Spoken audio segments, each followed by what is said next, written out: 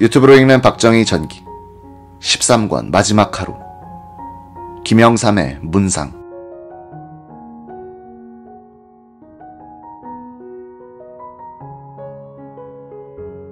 공화당 김종필 의원은 새벽 3시쯤 청구동 집에서 전화를 받았다. 대통령 민정수석 비서관 박승규였다. 김종필이 전화기를 드니 울음소리부터 들렸다. 여보세요, 김종필입니다. 누구십니까? 저 박승규입니다. 엉엉. 왜 그래요? 무슨 일입니까? 하여간 빨리 들어오십시오. 들어오시면 압니다.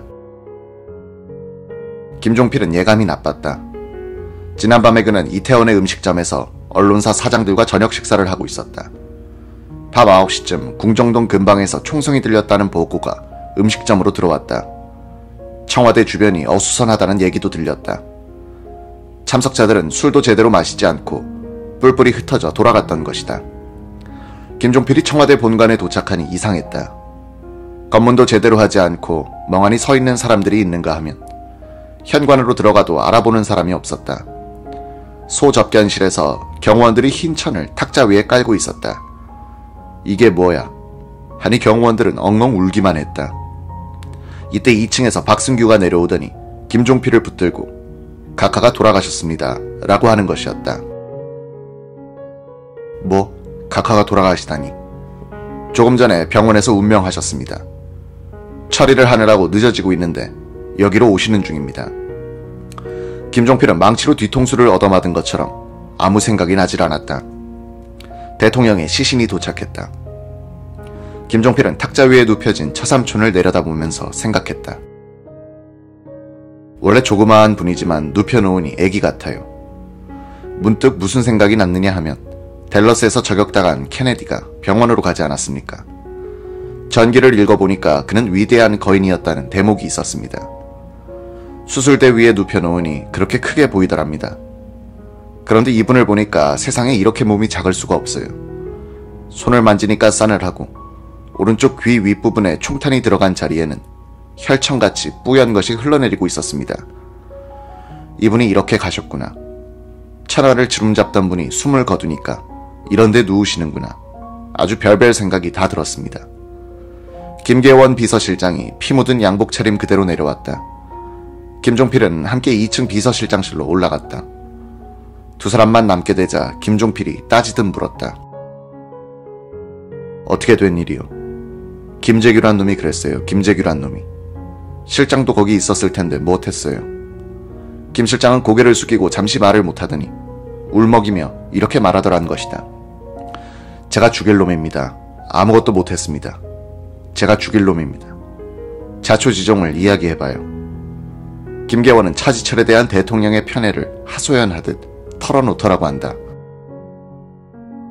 아침에 내려오시면 경호실장이 각하를 모시고 무슨 이야기인지 모르지만 그렇게 오래 하면서 시간을 보내고 장관이 오면 비서실장에게 이야기하고 가라고 하는 판이니 저는 여기서 뭘 하는 사람입니까?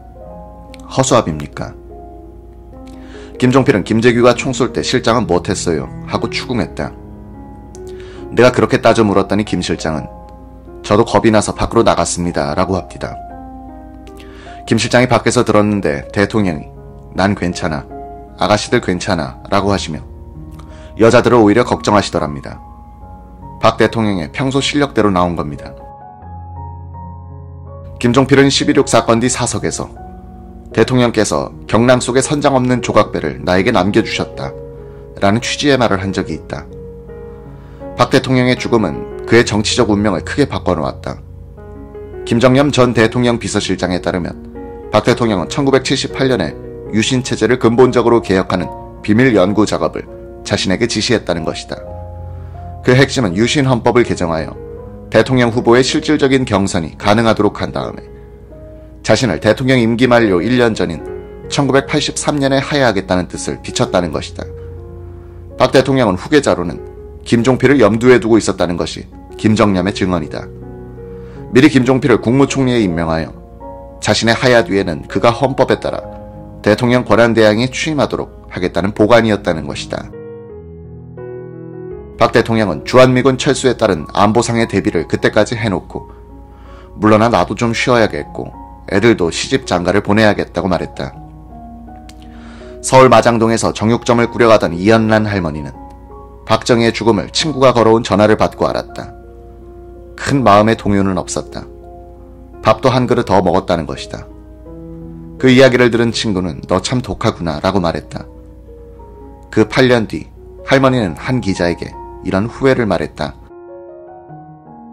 옷자락만 스쳐도 2년이라는데 그때는 내가 너무했다는 생각이야. 표현을 안 하더라도 명복을 빌어주었어야 했는데 곱게 돌아가시지 못한 게 마음 아파요. 내가 왜 그랬는지 몰라요. 옛날 추억이 생각났더라면 이렇게 살지 않았죠. 미안하다는 생각뿐이죠. 지금은 나를 지극히 사랑해주었던 그 사람이 극락세계에 갔으면 하고 생각하죠.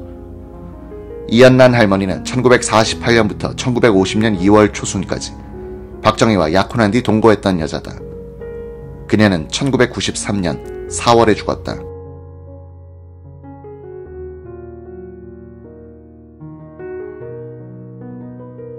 북한의 노동신문은 10월 28일에 일면 멸기사로 박정희의 죽음을 보도했다. 그 제목은 박정희 역도가 총탄에 맞아 죽었다였다. 1974년 8월 15일 유경수 여사가 문세광의 총탄에 맞아 서거했을 때보다는 그래도 표현이 좀 나은 편이었다. 8.15 저격사건 때 노동신문은 총탄 세례를 받은 박정희는 비명을 지르면서 뒤로 벌렁 나자빠졌다가 방탄장치를 한 연탁 밑으로 기어들어가 간신히 목숨을 건지는 추태를 부리고 그 옆에 앉아있던 박정희의 여편네는 머리에 총탄을 얻어맞고 라고 보도했다. 1994년 7월 민족의 원수 김일성이 죽었을 때 조문을 해야 한다고 주장하고 나섰던 사람들 중에는 민족 중흥의 기수가 쓰러졌을 때는 잘됐다고 생각한 사람들이 많았다. 김영삼 신민당 총재는 새벽 4시를 넘어서 미국의 한 교포로부터 걸려온 전화를 받고 박정희 대통령의 서거를 알게 됐다. 그 교포는 지금 미국 텔레비전 방송에서 박 대통령이 죽었다는 뉴스가 방영되고 있다고 전했다. 김영삼 총재는 1987년 기자에게 이렇게 말했다. 그 사건은 솔직히 충격적이었습니다. 불행한 일이지만 올 때가 왔다고 생각했죠. 그 다음날 아침에 윤모 목사가 찾아왔더군요. 박정희 역적은 죽었지만 용서해서는 안 된다고 말하더군요. 그래서 내가 죽은 사람에게 그러면 안 된다고 얘기했죠. 나는 죽은 박정희를 용서하고 싶다고 하면서 문상을 가고 싶다고 하니까 자기는 못 가겠다고 합디다. 다른 사람들도 내게 문상을 가지 말라고 말렸어요. 그렇지만 하나님을 믿는 사람으로서는 원수도 용서하라고 했는데 그러면 안 된다고 생각했죠. 김영삼 총재는 청와대를 방문하여 빈소에 조의를 표했다. 연근 상태에 있었던 김대중은 11월 1일 대통령 빈서에 조문하고 싶다는 뜻을 기관에 전달했던 것 같다. 정보부와 경찰은 이 뜻을 합수부에 보고했다. 전두환 합수본부장은 정치적 시위를 노리는 행동으로 판단되니 거절함이 좋겠다고 했다.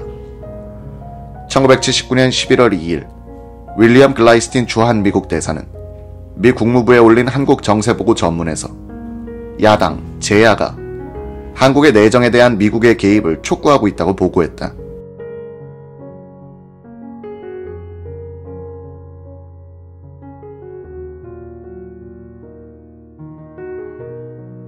야당과 제야 세력의 지도자들은 미국 정부의 확고한 개입만이 한국 군부의 집권을 저지할 수 있을 것이라고 말하고 있다. 그들은 미국의 영향력이 수년 내 최고조에 달한 상태이므로 이 힘을 사용하지 않는 것은 어리석은 짓이라고 거듭해서 말하고 있다. 야당 정치인들은 한국의 장래는 한국인들이 결정해야 한다는 우리의 성명을 비웃고 있다. 유정회의 한 의원은 당신들이 좋아하든 싫어하든 이런 유동적인 상황에서 미국은 군부, 여야 정치인, 국민과 함께 4대 키플레이어가 되어 있다 라고 말했다. 아주 기묘하게도 김영삼은 자신의 지지자들로부터 정부가 민주발전으로 나아가는 데 있어서 진짜 걸림돌이 된다는 평가를 받고 있다. 한 온건한 신민당 의원은 말하기를 김영삼은 비타협적인 태도와 선동적인 발언으로 군부를 자극하여 그들이 정권을 잡을 수밖에 없다고 생각하도록 만들 가능성이 있다고 했다. 야당 제야에서는 미국이 민주화를 도와줄 것이라고 기대하면서 우리 내정에 개입해달라고 미국의 손을 끄는 사이 정부 여권 세력에서는 계엄사와 합수본부에 기대어 기득권을 유지해보려는 움직임이 나타난다.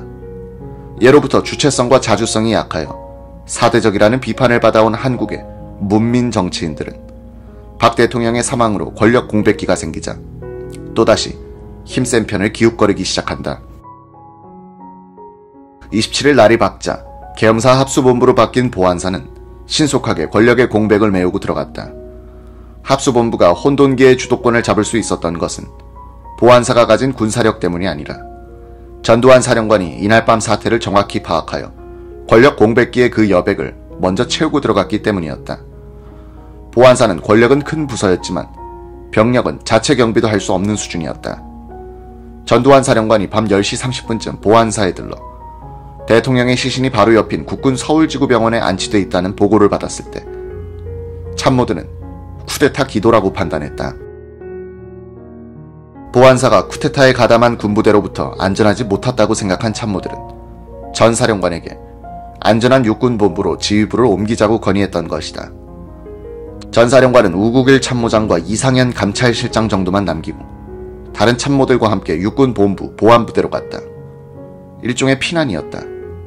전 사령관은 수경사에 부탁하여 경비병력을 보내 보안사를 지켜달라고 했다. 27일 새벽 2시를 넘어 이상현 감찰실장이 지휘하여 김병수 원장을 연금하고 있던 정보부 경비원 유성욱과 서영준을 체포할 때는 수갑을 찾을 수가 없어서 커튼 줄을 뜯어내 묶어야 했다. 동원할 수 있는 물리력에서는 이렇게 초라한 보안사였지만 27일 오전엔 계엄령의 뒷받침을 받고서 유신체제의 가장 강력한 권부이던 중앙정보부를 간단히 접수했다. 접수 책임자 이상현 대령은 정보부의 국내 기능이 들어있었던 남산 분청을 접수하기로 가기 전에 미리 남산으로 전화를 걸어 안내자를 내보내라고 지시했다. 처음에는 정보부의 정문을 열어줄지가 불안했던 것이다. 정보부 간부들은 이상현 대령의 지시에 고분고분 협조했다. 부장이 대통령 시해범으로 구속수사를 받고 있고 국장급 간부 수십 명이 일단 공모 혐의로 합수부에 연행된 뒤였기 때문에 그들은 이미 기가 죽어 있었다. 연행된 국장급 간부들 중에서는 현홍주 기획조정국장 등 수명만 구제되고 나머지는 모두 면직된다. 권력은 본질적으로 폭력이다. 굳이 표현한다면 합법적인 폭력이라고 할 수 있다. 박정희의 살해에 성공한 뒤 쿠데타를 꿈꾸었던 김재규.